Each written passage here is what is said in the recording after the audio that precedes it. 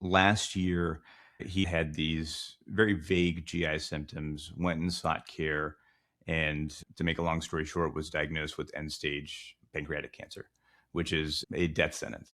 It was extremely challenging as a non provider in that circumstance to guide the family because it was really my wife and I, she's a physician as well, who were really the only doctors in the family. And the care team was not addressing a number of things, starting with his pain or his symptoms.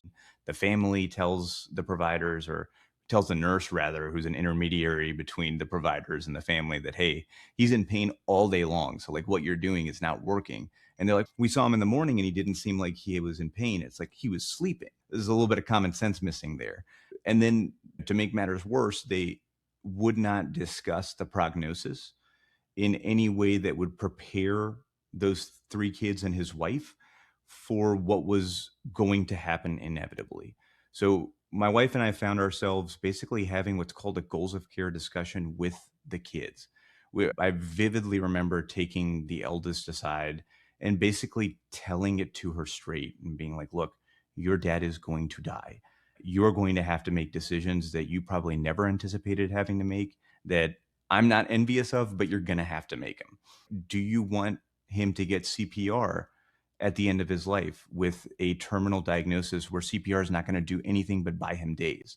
CPR is meant to compress the heart from outside, so you have to push 2 inches minimum. So ribs are cracked. It's very brutal and morbid and not something you want to see.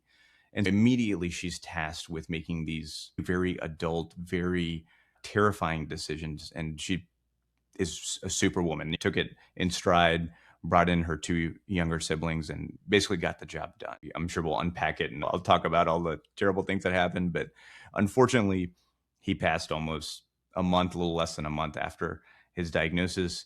And as statistically unlikely as it is, he was the breadwinner of the family, by the way, which makes it worse. She got diagnosed about 3 months later with end stage gastric cancer and passed about 5 weeks after that. So they went through it again.